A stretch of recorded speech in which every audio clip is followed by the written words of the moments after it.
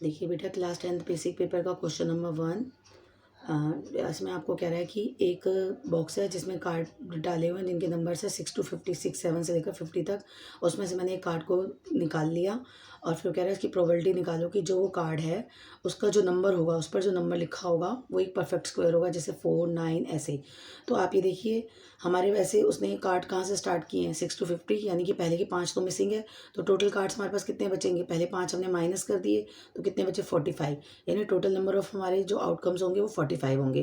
फिर उसके बाद वो कह रहा है कि वो एक स्क्वायर होना चाहिए और वो स्क्वायर हमारे कहाँ से स्टार्ट होने चाहिए, 6 to 50 के बीच में। ठीक है, लेकिन देखिए अगर हम 2 से स्टार्ट करते हैं अपने परफेक्ट स्क्वायर तो क्या आ रहे हैं 4, 9, देखिए 2 का 4 हो जाएगा, 3 का 9, 4 का 16, 5 का 25, 6 का 36 और फिर 49, 7 का। देखिए इससे ज़्यादा हम नहीं जा सकते क्योंकि काउंटिंग हमारी सिर्फ कहाँ तक है, 50 तक है। तो 49 लेंगे और स्टार्ट कहाँ से करना है हमने, 6 है ना, तो यानी कि 4 तो आएगा ही नहीं क्योंकि 6 से स्टार्ट करना है। तो नंबर ऑफ फेवरेबल केसेस कितने हो गए, 1, 2, 3, 4, 5। तो यानी ये हमारा हो गया नंबर ऑफ फेवरेबल केसेस 5 और टोटल आउटकम्स कितने थे 45। तो प्रोबेबिलिटी आ जाएगी हमारी 1/9। तो इसका आंसर हमारा आ जाएगा डी। ये देखिए क्वेश्चन नंबर 2। इसमें कह रहा है कि एक सर्कल है जिसका डायमीटर 42 सेंटीमीटर है, यानी कि आर की वैल्यू कितनी हो जाएगी 42/2 यानी 21 सेंटीमीटर। इफ़ एन आर्क, ये इसकी एक आर्क है, ये इसके सेंटर पर 60 डिग्री का एंगल बनाती है। वेयर पाई की वैल्यू 22/7 है। Then find the length of the arc. तो हमें इस आर्क की लेंथ निकालनी है। जो ये लेंथ होती है इसका फॉर्मूला होता है लेंथ ऑफ आर्क का θ/360 × 2πr। तो मैंने यहाँ पर इसकी वैल्यू रखी है 60/360 × 2। ये पाई की वैल्यू हो गई 22/7 और ये आपका हो गया आर 21। तो इन सबको काट के मतलब इनका सब सॉल्यूशन निकाल के आंसर आएगा 22 सेंटीमीटर और वो है हमारा पार्ट नंबर सी। ठीक है, क्वेश्चन नंबर 3 देखिए, साइन थीटा की और सेक थीटा की वैल्यू दे रखी है और टेन थीटा की वैल्यू बताइए। टेन थीटा होता है हमारा साइन थीटा अपॉन में कॉस थीटा और जो कॉस थीटा होता है वो हमारा 1 अपॉन में सेक थीटा होता है। बस इनकी वैल्यूज़ पुट कर देंगे। साइन थीटा की वैल्यू में कितनी दे रखी है एक्स और इसकी कितनी दे रखी है सेक थीटा की वाई। ये ऊपर जाके पलट जाएगा एक्स इंटू वाई, तो हमारा आंसर आएगा एक्स वाई और वो हमारा कौन सा ऑप्शन ए। अब आप देखिए इसका question number 4। The pair of linear equation दे रखा है, इसका क्या सॉल्यूशन होगा। देखिए एक्स एक्सिस पर जो है वाई की वैल्यू क्या होती है 0, यानी कि ये इक्वेशन होगी y इक्वल टू 0 और y इक्वल टू -5 किधर होगा, या नीचे होगा क्योंकि ये y का नेगेटिव एक्सिस है। तो ये y इक्वल टू -5 हो गया। अब देखिए दोनों लाइंस पैरेलल हैं और जब भी लाइंस पैरेलल होती है तो उसका सॉल्यूशन क्या होता है, नो सॉल्यूशन। तो इसका आंसर आएगा डी। देखिए क्वेश्चन नंबर 5। हमने एक डाइस को थ्रो किया और वो कह रहा है find the probability of even composite number. देखिए कंपोजिट नंबर वो होते हैं जिसमें अपने और 1 के अलावा जो है एक और फैक्टर होना चाहिए, कम से कम एक और फैक्टर होना चाहिए।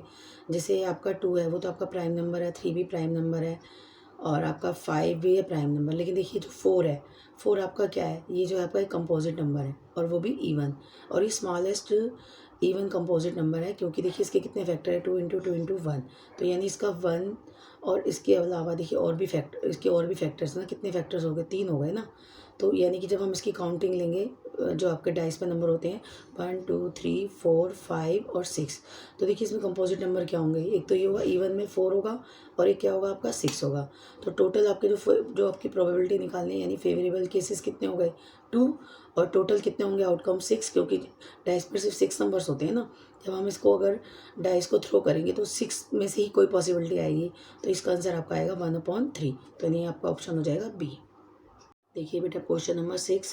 बेटा इस क्वेश्चन को मैंने पहले सॉल्व इसलिए किया है क्योंकि ना वीडियो बहुत लंबी हो जाएगी और कम से कम 50 क्वेश्चन है इसमें, तो इसलिए मैंने इसे पहले सॉल्व करके इसे सीधा एक्सप्लेन कर रही हूँ। अब जैसे वो ये कह रहा है कि यहाँ पर 8 चेयर्स और 5 टेबल्स की कॉस्ट इतनी है, 5 चेयर और 3 टेबल की इतनी है। तो कॉस्ट ऑफ 1 चेयर यानी कि एक चेयर की कॉस्ट निकालनी है। मान लीजिए हमने चेयर की कॉस्ट ले ली x और टेबल की ले ली y, तो हमारी जो ये एक इक्वेशन ये बन जाएगी 8x + 5y = 10,500 और दूसरी ये वाली बन जाएगी। ठीक है, अब इन दोनों को सॉल्व करना है। तो मैंने इस इक्वेशन को किससे मल्टीप्लाई कर दिया, 3 से, और उसको किससे कर दिया 5 से। तो इसको मल्टीप्लाई करने के बाद ये दोनों क्या हो जाएंगे, इक्वल हो जाएंगे। फिर इन दोनों को मैंने आपस में सब्ट्रैक्ट किया, माइनस कर दिया, साइन चेंज, ये कैंसिल, इन दोनों को माइनस किया -x और इन दोनों को माइनस की कितना आएगा -750। देखिए माइनस माइनस कैंसिल हो जाएंगे, तो चेयर की वैल्यू आपकी कितनी आ रही है 750। देखिए इसका क्वेश्चन नंबर 7। आपको ये वैल्यू दी गई है और फिर कह रहा है इसकी वैल्यू निकालिए। sin² theta + sin⁴ theta. देखिए cos थीटा की वैल्यू हमारे को दे रखी है इसने मैं इसको कोस स्क्वायर थीटा को इधर ले जाऊँगी राइट साइड पे, तो ये मेरा बन जाएगा 1 माइनस कॉस स्क्वायर थीटा। इसके बाद देखिए कॉस थीटा ये मेरा किसके इक्वल है, साइन स्क्वायर थीटा। दोनों तरफ मैं स्क्वायरिंग कर दूंगी, तो ये मेरा बन जाएगा cos square theta is equal to sine raise to power 4 theta. Cos square theta मेरा किसके इक्वल होता है, 1 माइनस साइन स्क्वायर थीटा। वापस उसको लेना है, ये हो गया मेरा साइन की पावर 4 थीटा। अब देखिए 1 इज इक्वल टू, इसको इधर ले जाऊंगी राइट साइड पे, sine square theta plus sign की पावर 4 थीटा, और हमें इसी की वैल्यू निकालनी थी देखिए यहाँ पर। तो यानी इसका आंसर मेरा कितना आ रहा है 1, और ये हो जाएगा मेरा आंसर नंबर सी। अब देखिए इसका ये जो है क्वेश्चन नंबर 8, वो पूछ रहा है जो उसकी डेसिमल रिप्रेजेंटेशन होगी वो क्या होगी। हमें पता है कि जब भी डिनोमिनेटर आपका 2 रेज टू पावर m और 5 रेज टू पावर n की फॉर्म में हो, तो हमेशा जो हमारा जो डेसिमल रिप्रेजेंटेशन होती है वो क्या होती है, टर्मिनेटिंग।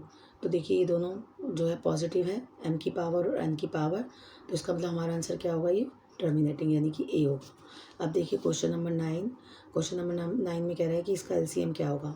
तो देखिए इसका एलसीएम क्या होगा, जो इसमें जब भी आपके प्राइम फैक्टर्स की प्रोडक्ट दे रखी है, तो जो एलसीएम होता है वो हमेशा जो ग्रेटेस्ट नंबर होगा ना, जो ग्रेटेस्ट प्राइम फैक्टर की पावर होगी उसकी प्रोडक्ट होगी। तो देखिए इसमें जो ग्रेटेस्ट प्राइम फैक्टर क्या है, 2 रेज टू पावर 3 है, और इसमें क्या है 3 रेज टू पावर 3 है, तो इन दोनों का प्रोडक्ट हो जाएगा ये 2 raise to power 3 into 3 raise to power 3, तो इसका आंसर मेरा क्या हो जाएगा, सी। देखिए क्वेश्चन नंबर 10, HCF दे रखा है 2 नंबर का 18, और उनकी प्रोडक्ट दे रखी है आपकी 12960। तो एलसीएम निकालना है। हमें पता है कि जो 2 नंबर का एलसीएम और HCF होता है, उन दोनों की जो प्रोडक्ट है वो प्रोडक्ट ऑफ नंबर्स के इक्वल होती है। तो यानी कि अगर हमने एलसीएम निकालना है तो जो दोनों का प्रोडक्ट होगा अपॉन में HCF आएगा, यानी 12960 अपॉन में 18, इन दोनों को कैंसिल करके मतलब काट के हम दोनों का कितना आएगा 720। तो इसका आंसर हो जाएगा सी। देखिए इसमें हमें D is parallel to B C दी गई है इस फिगर में, और पूछ रहा है इनमें से कौन सा ट्रू है, ये। तो आप ये देखिए जो 2 ट्रायंगल है इनमें हमें देखिए ये दोनों पैरेलल है, तो इसका मतलब ये वाला एंगल और ये वाला एंगल इक्वल होगा, इसका ये वाला एंगल और ये वाला एंगल इक्वल होगा। मतलब हम 2 ट्रायंगल देख रहे हैं ADE और ABC, और जो एंगल ए है वो कॉमन है दोनों में। तो यानी कि जो मेरी ट्रायंगल ADE है वो जो है सिमिलर है किसके, ट्रायंगल ABC के। तो ये मेरा कौन सा क्राइटेरिया लग रहा है, AAA वाला, ठीक है। और जब भी 2 ट्रायंगल्स जो है, क्योंकि इनके तीनों एंगल बिल्कुल सेम है, और जब भी मैं हमारी 2 ट्रायंगल सिमिलर होती हैं तो जो उनकी साइड्स होती है उनका जो रेशियो होगा वो भी सेम होगा, ठीक है। इनका जो कॉरस्पॉन्डिंग साइड्स होगी उनका रेशियो सेम होगा। जैसे ये वाली होगी आपकी x upon y is equal to आपका हो जाएगा a upon a plus b, क्योंकि दोनों ट्रायंगल हैं। तो x इज इक्वल टू ये हो जाएगा मेरा a upon a plus b into y. तो यानी कि मेरी x की वैल्यू ये आ रही है, और ये वाला ऑप्शन मेरा किस में आ रहा है, सी में। तो इसका आंसर हो जाएगा आपका सी। देखिए क्वेश्चन नंबर इसका 12, उसमें कह रहा है coordinates of A point P कि हमें निकालने हैं कोऑर्डिनेट्स, निकालने हैं इसके पी के, जो एक लाइन सेगमेंट है, इसके जो पॉइंट्स है A 1 और 3 और 4 और 6 इनको ज्वाइन कर रहा है, और इसको डिवाइड कर रहा है किस रेशियो में, 2:1 में। तो हमें इसके पॉइंट निकालने हैं। देखिए इसका फार्मूला होता है आपका जो x कोऑर्डिनेट निकलेगा इस पॉइंट का जो P है, इसका एक फार्मूला है आपका, इसको ये इंटरसेक्ट कर रहा है। तो आपकी जो पहला है m1x2 plus m2x1 upon m1 plus m2, और y के लिए आपका हो जाएगा ये m1y2 plus m2y1 upon m1 plus m2। तो हम इस फार्मूले का यूज़ कर सकते हैं, यानी कि जो ये वाला है m1 इंटू x2 यानी 2 इंटू 4 हो जाएगा, 2 इंटू 4, और m2x1 हो जाएगा यानी कि 1 इंटू 1 हो जाएगा, और इन दोनों को आपस में प्लस करना है, यानी 2 और 1 को, m1 और m2 को, तो 2 + 1 हो जाएगा। इन दोनों को सॉल्व करके मेरा आएगा, अगर मैं इन दोनों को करूँ 4 2 8 + 1 यानी 9 अपॉन ये हो जाएगा आपका 3। इसका आंसर यानी x की वैल्यू आ गई मेरी 3। सेम y की निकालनी है मैंने, यानी कि मेरा फार्मूला चलेगा यहाँ पर m1y2, यानी कि मेरा जो ये है m1 कितना है 2, और मेरा जो y2 है कितना 6, यानी 2 इंटू 6 हो जाएगा। m2 मेरा कितना है 1, और मेरा y1 कितना है 3, तो यानी 1 इंटू 3, और m1 प्लस m2 करना है 2 + 1। इन दोनों को सॉल्व करके मेरा आ रहा है, ये हो जाएगा 2 6 12, 12 प्लस आपका ये हो जाएगा 3, 15/3, इसको कैंसिल करके आएगा आपका 5। तो x की वैल्यू 3 है, y की वैल्यू 5 है, तो ये वाला आंसर मेरा कौन सा है, डी। देखिए क्वेश्चन नंबर 13 में ये इसकी प्राइम फैक्टराइजेशन मांग रहा है 3825 की, वो हम सबको पता है, सिंपल हम निकाल सकते हैं इसके प्राइम फैक्टर। मैंने इसको मान लीजिए 5 से कर दिया 765, यहाँ पर मैंने फिर से 5 से किया, ये आपका आ गया यहाँ पर 153, फिर मैंने इसे 3 से किया, ये आपका आ गया 51, और फिर 3 से किया तो ये आपका आ गया नीचे 17। तो ये आपका कितना बन रहा है, यानी कि 5^2, 3^2 इंटू में 17, और ये वाला आंसर हमारा कौन सा है, ये वाला सी आंसर है। देखिए अब आपका क्वेश्चन नंबर 14, इसमें आपको कॉट थीटा की वैल्यू निकालनी है। देखिए कॉट थीटा की वैल्यू होती है बेस अपॉन में परपेंडिकुलर। देखिए इस ट्रायंगल में हमारे को जो है थीटा की वैल्यू यहाँ पर दी गई, यानी कि बी सी मेरा बेस है, तो यानी कि मेरा बेस कितना हो गया 12, और अपॉन में मेरा परपेंडिकुलर क्या हुआ, क्योंकि थीटा बेस पर बन रहा है तो आपका परपेंडिकुलर कौन वैसे भी 90 डिग्री का दे रखा है, यानी कि ए बी। तो मेन मुझे यहाँ पर किसकी वैल्यू निकालनी है, ए बी। लेकिन आप देखिए अगर आप चाहें तो सीधा आंसर लिख सकते हैं, क्योंकि हमारे पास ये वाला ऑप्शन ये है ना जिसमें हमारा जो बेस है वो 12 होना चाहिए, तो इस हिसाब से हमारा आंसर डी बन रहा है। लेकिन फिर भी हमें एक बार अगर बाई चांस हमारे पास दूसरा ऑप्शन दिया होता 12 अपॉन में समथिंग देते, तो हमारे पास दो ऑप्शन हो जाते, तो उस केस में हम इस क्वेश्चन को कैसे करते। वैसे तो ये आंसर हमारा क्लियर हो गया। तो देखिए यहाँ पर मुझे ए बी की वैल्यू निकालनी है। देखिए अगर मैं ये वाली ट्रायंगल लूँ ए बी डी, तो इसमें आप ये देखिए ये मेरा बेस है, ये मेरा परपेंडिकुलर, क्योंकि यहाँ 90 डिग्री का एंगल बन रहा है, तो ये मेरा बेस है, ये मेरा परपेंडिकुलर है, और इस ट्रायंगल के लिए कितना हो जाएगा, ये मेरा हाइपोटेन्यूज हो जाएगा। तो यानी कि अगर मैं ए बी की वैल्यू निकालूंगी तो ए बी स्क्वायर हो जाएगा मेरा 4 स्क्वायर प्लस में 3 स्क्वायर, तो ये मेरा हो जाएगा 16 प्लस में 9, और ये हो गया मेरा 25। तो यानी कि ए बी की वैल्यू मेरी कितनी हो गई यहाँ पर √25, यानी कि मेरा कितना आ गया 5 सेंटीमीटर आ गई। तो यानी कि मेरा आंसर कितना हो जाएगा 12 अपॉन में 5। ठीक है, तो हमारा आंसर आ रहा है डी।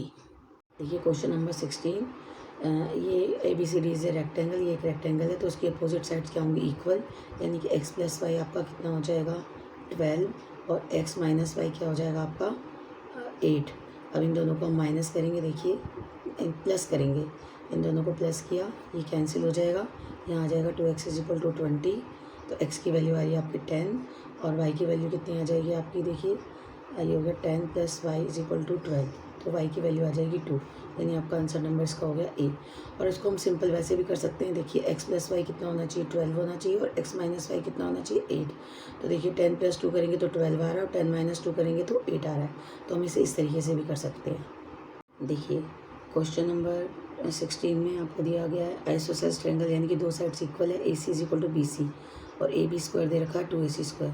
देखिए हम ए बी से स्क्वायर को लिख सकते हैं AC square plus AC square, लेकिन जो हमारा AC स्क्वायर है वो किसके इक्वल है, BC के, तो इसको मैं BC स्क्वायर लिख सकती हूँ।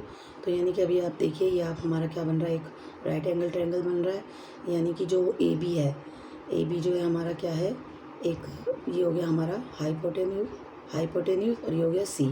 तो देखिए इसका स्क्वायर तो इसके और इसके स्क्वायर के इक्वल होगा, यानी कि एक राइट एंगल ट्रायंगल है, तो C जो है हमारा कितने का होना चाहिए 90 डिग्री का, तो यानी कि इसका आंसर आएगा डी।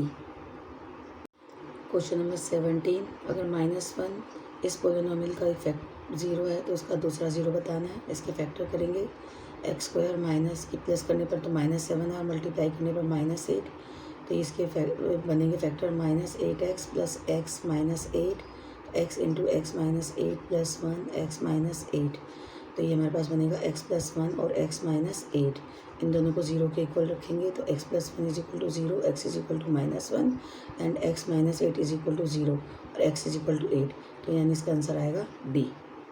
क्वेश्चन नंबर 18, अगर in a throw of pair of dice, अगर हम एक पेयर ऑफ डाइस का एक जोड़ा लेते हैं, दो डाइस को हम एक साथ उछालते हैं, then the probability of the same number on each die, तो दोनों डाइस पर सेम नंबर आने की प्रोबेबिलिटी कितनी होगी। देखिए दोनों डाइस पर 1 to 6 तक नंबर होते हैं, तो सेम नंबर क्या क्या आ सकते हैं, 1 1 2 2 3 3 4 4 5 5 और 6 6, तो यानी कि जो प्रोबेबिलिटी होगी नंबर ऑफ फेवरेबल केसेस कितने होंगे 6, और टोटल कितने होंगे 36, क्योंकि दो डाइस हैं तो टोटल केस होंगे 6 × 6 यानी कि 36। अब इन दोनों को हम कैंसिल करेंगे तो आंसर आना चाहिए 1/6, तो इसका आंसर आएगा हमारा ए।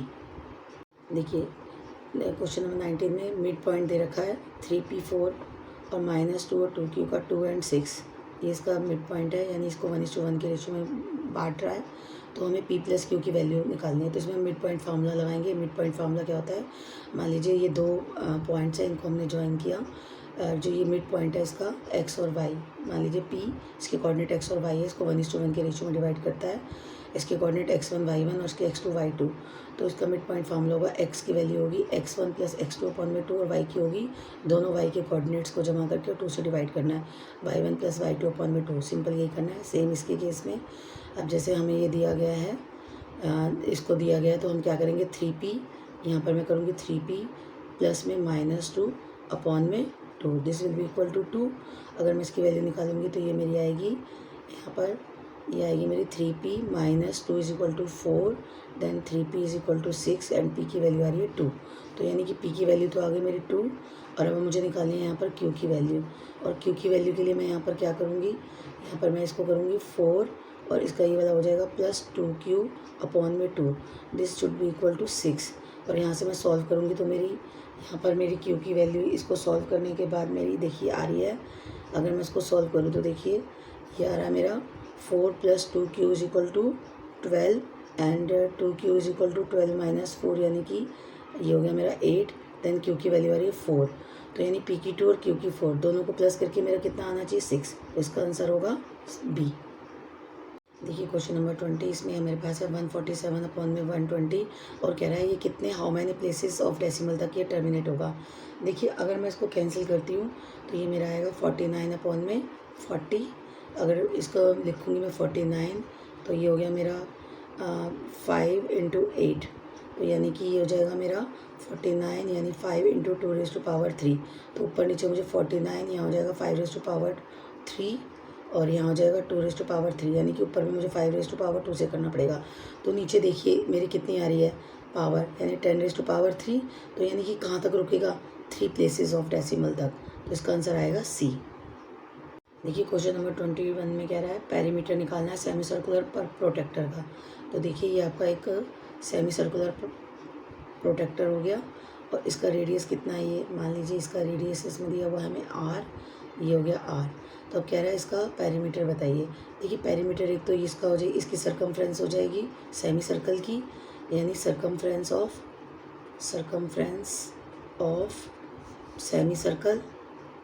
सेमी सर्कल प्लस ये 2r, क्योंकि पूरी बाउंड्री लेनी है ना हमने पेरीमीटर में। पेरीमीटर का मतलब होता है जो सारी बाउंड्री इनको प्लस करना होता है। तो यानी कि ये कितना मेरा 2r पूरा, तो इसका जो सरकमफ्रेंस कितना हो जाएगा πr, क्योंकि पूरे सर्कल का 2πr होता है, तो हाफ का कितना हो जाएगा πr प्लस 2r। तो इसका आंसर ये आ रहा है हमारा πr प्लस 2r और ये हमारा आंसर नंबर डी। देखिए क्वेश्चन नंबर 22, पी की वैल्यू बतानी, किसी भी प्रोबेबिलिटी की वैल्यू क्या होती है। प्रोबेबिलिटी जो है हमेशा 0 और 1 के बीच में होती है, 1 के से कभी बड़ी नहीं होती, 1 के इक्वल हो सकती है बट 1 से बड़ी नहीं हो सकती, और 0 से कम नहीं हो सकती, 0 से बड़ी हो सकती है, तो इसका मतलब आएगा सी। देखिए क्वेश्चन नंबर 23 में एक ट्रायंगल ए बी सी है, बी जो आपका 90 डिग्री का है, ए बी सी, बी आपका 90 डिग्री है, B D is perpendicular to A C, B D जो है ए सी पर परपेंडिकुलर है, ए सी जो है आपका 9 सेंटीमीटर है, ए डी आपका 3 सेंटीमीटर है, तो जो आपका सी डी है वो कितना हो जाएगा 6 सेंटीमीटर। अब देखिए दोनों ट्रायंगल्स देखने हमने, अगर ये मेरा एक्स है तो ये मेरा कितना हो जाएगा 90 माइनस एक्स डिग्री का, अगर ये 90 माइनस एक्स है ये 90, तो एंगल सम प्रॉपर्टी से ये मेरा कितने डिग्री का हो जाएगा एक्स का, यानी इन दोनों को प्लस करके 180 में से माइनस करूँगी तो एक्स आएगा। सेम ये 90 है ये एक्स है, तो 90 प्लस एक्स 180 में से माइनस करूँगी तो ये मेरा आ जाएगा 90 माइनस एक्स। अब देखिए ये जो दो ट्रायंगल है ए बी डी और बी सी डी, तीनों एंगल सेम है। देखिए 90 90 90 माइनस एक्स 90 माइनस एक्स और एक्स, तो यानी कि जो ट्रायंगल ये दोनों ट्रायंगल है मेरी ए बी डी और बी सी डी, दोनों क्या सिमिलर हैं। अब देखिए इनको हमने लिखना कैसे है, यहाँ पर एक्स है तो इसलिए हम यहाँ पर ए लिखूँगी सिमिलर। ऐसे इस वाली ट्रायंगल में एक्स कहाँ पर है बी पर इधर, तो यहाँ पर मैं बी लिखूँगी। अब नेक्स्ट देखिए मेरा 90 माइनस एक्स यहाँ किस पर है, यहाँ पर बी पर, और यहाँ पर 90 माइनस एक्स कहाँ पर है सी पर लिखूँगी। अभी देखिए ए बी डी, नेक्स्ट मेरा हो जाएगा ए बी डी और ये हो जाएगा मेरा बी सी डी। तो ये दोनों ट्रायंगल मेरी क्या है सिमिलर हैं, ये मेरी सिमिलर होगी ट्रायंगल। कौन सी सिमिलरिटी लग रही है ए। तो अब इनका जो रेशियो होगा साइड्स का, कॉरस्पॉन्डिंग साइड्स का वो सेम होगा। देखिए वो यहाँ से लेंगे हम ए बी अपॉन ये वाली side B C, this will be equal to B D, ये वाली B D upon C D. तीसरी कौन सी आएगी देखिए A D upon B D, यानी A D upon B D. इसके बाद हमने किस किस को लेना है जिससे कि हमारा आंसर निकले इन दोनों से। तो देखिए यहाँ पर मेरा, मैं इन दोनों साइड्स को लूँगी, इससे मेरा हो जाएगा, तो ये हो जाएगा मेरा B D upon C D की वैल्यू मेरी कितनी है यहाँ पर 6 है और ए डी की वैल्यू मेरी 3 है और यहाँ हो गया बी डी। तो यानी ये हो गया मेरा B D square is equal to 6 into 3, यानी बी डी स्क्वायर हो गया मेरा 18। देखिए ये आपका हो गया B D square is equal to 18 और आपका बी डी हो जाएगा यहाँ पर 3√2, तो ये आपका आंसर आएगा 3√2 सेंटीमीटर, यानी कि आंसर नंबर बी।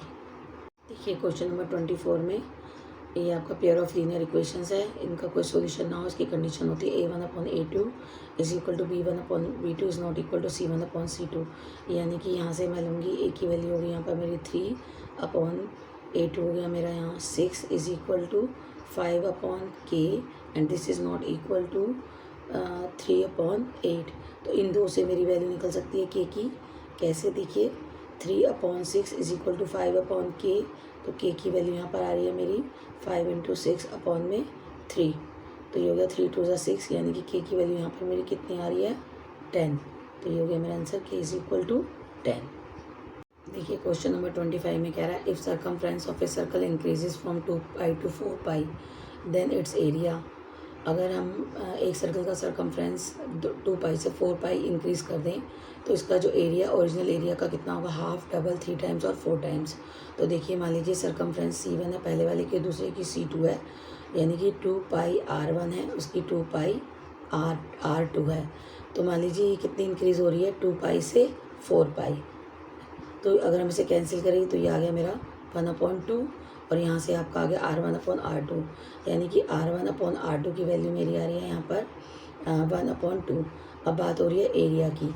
मान लीजिए पहले वाले का एरिया A1 है और दूसरे का A2 है, यानी कि πr1² अपॉन में πr2²। ठीक है, तो यहाँ पर मेरी R1/R2 की वैल्यू कितनी आ रही है 1/2। तो पाई से पाई आपका कैंसिल हो जाएगा, तो यानी कि R1/R2 का स्क्वायर यानी कि 1/2 का स्क्वायर, यानी यहाँ कितना आ गया 1/4। तो ये देखिए A1/A2 मेरा कितना आ रहा है 1/4। इसका मतलब ये हुआ कि जो A2 है वो मेरा क्या होना चाहिए, ओरिजिनल का 4 टाइम्स होना चाहिए A1। तो यानी कि इसका आंसर आएगा हमारा D, 4 टाइम्स।